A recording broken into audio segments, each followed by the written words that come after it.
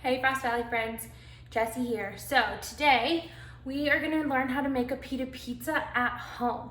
Pita pizzas are our overnight staple. We love to cook them over an open fire, but you can actually just make them at home in your oven, which is pretty cool. So some things you need: pitas, pizza sauce, or you can just use tomato sauce, your choice, cheese, and if you want any kind of vegetables or pepperoni or sausage, feel free to grab those too.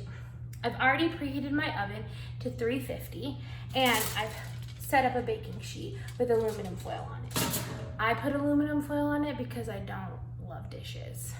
Pretty simple. Next, I'm gonna show you how to set up your pizza.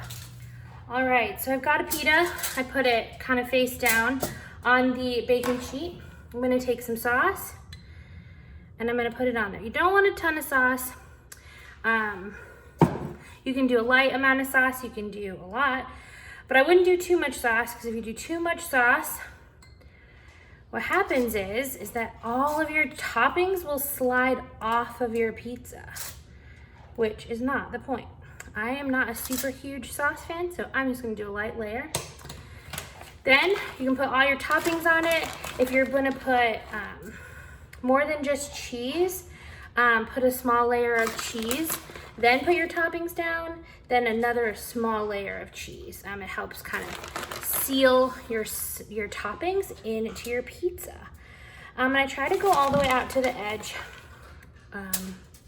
just so it gets all real cheesy. You can use any kind of cheese you want. I'm using mozzarella, but you can use like a cheddar blend. You can pretty much use anything. And then next, we're gonna stick it in the oven. So it's gonna go in the oven for probably 10 to 15 minutes.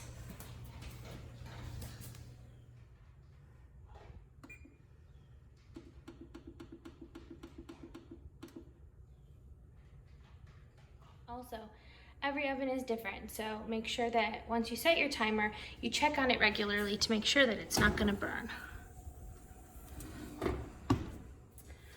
Once it's done, take it out, let it cool, and then cut it up, plate it, and enjoy.